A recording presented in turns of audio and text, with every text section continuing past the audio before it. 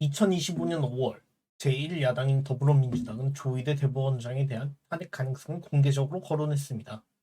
이재명 후보의 공직선거법 위반 사건이 대법원에서 유죄 취지로 파기환송되자 해당 판결이 전용 치적, 편향에 의한 결과라는 의혹이 제기된 것입니다. 사법 내란이라는 격한 표현까지 등장하며 사법부 수장에 대한 탄핵소추 가능성이 논의되고 있습니다. 그러나 우리는 단순한 분노를 넘어 이 사안을 냉정히 따져보아야 합니다. 정말 탄핵이 가능한가? 그리고 정말 탄핵해야 하는가?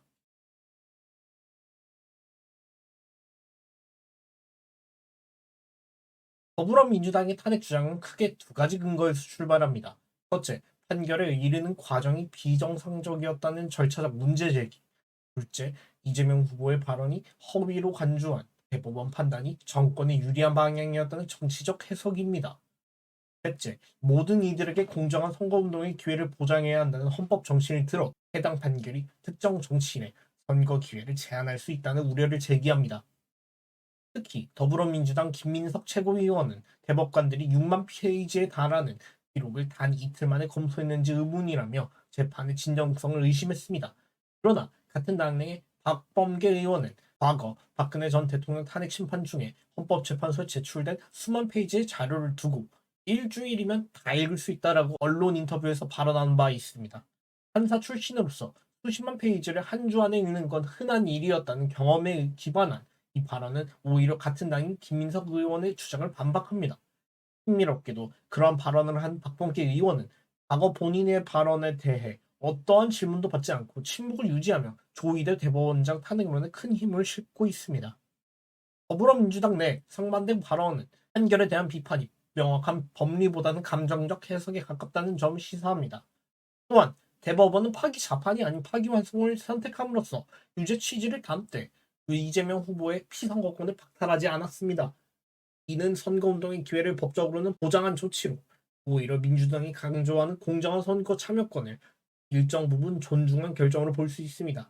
따라서 해당 판결을 사법 탄압의 근거로 삼는 것은 헌법적 논거에서 설득력이 떨어집니다.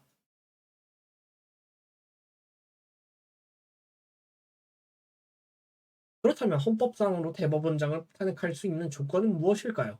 헌법 제65조는 대통령, 국무총리, 법관 등이 헌법이나 법률을 위배한 때 국회는 탄핵 소추를 할 수 있다라고 규정하고 있습니다.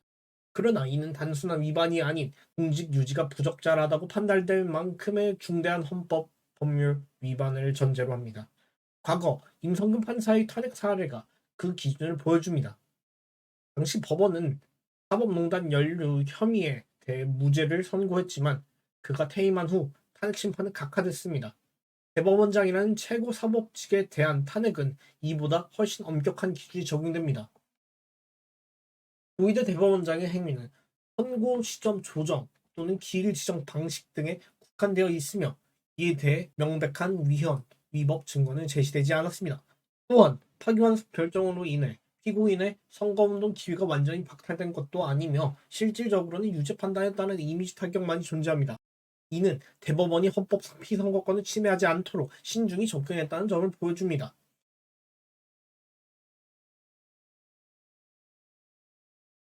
사법부의 독립은 대한민국 헌정 질서의 근간입니다. 대법원장의 재판 관여 여부는 극히 제한적이며 법관 개개인의 판단은 독립적으로 이루어집니다.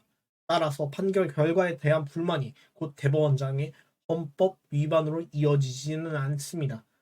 헌법재판소는 탄핵 인용 시에도 직무수행이 헌정 질서에 실질적인 중대한 해악을 미쳐야 한다고 판단합니다.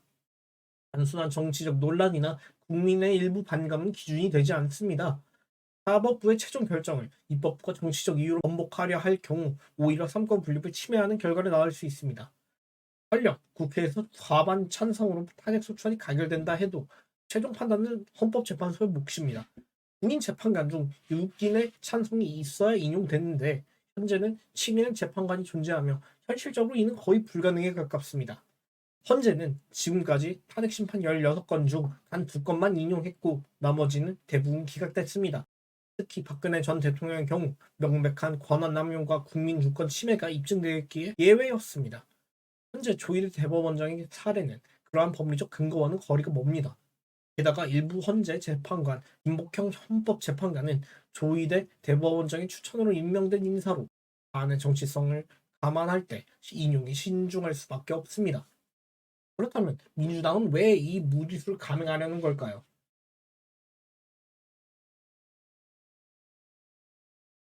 첫째, 이재명 대표의 사법 리스크를 덮기 위한 방어 프레임, 사법부의 판단 자체를 문제 삼음으로써 정치적 희생자 이미지를 부각하는 전략입니다. 둘째, 윤석열 정부에 대한 견제 효과. 사법부가 정권의 연장선에 있다는 인식을 조장해 우파 진영에 대한 불신을 확산시키려는 시도입니다. 그러나 이 같은 접근은 사법부에 대한 국민의 신뢰를 근본적으로 훼손할 수 있습니다. 입법부가 사법부에 정치적 압박을 가하는 방식은 민주주의의 핵심 원칙을 위협합니다. 사법부는 비판받을 수 있습니다. 그러나 비판과 탄핵은 구분되어야 합니다. 대법원장을 탄핵한다는 것은 단순한 책임 추궁이 아니라 사법부의 독립성과 공정성에 대한 부정입니다. 그레이존은 묻습니다. 사법부의 판단이 마음에 들지 않는다고 해서 입법부가 그 수장을 끌어내리는 것이 과연 민주공화국의 길입니까? 지금 필요한 건 더 많은 선동이 아니라 더 정교한 헌법적 사고입니다. 우리가 모두 곱씹어야 할 질문입니다. 지금까지 그레이존이었습니다. 시청해주셔서 감사합니다.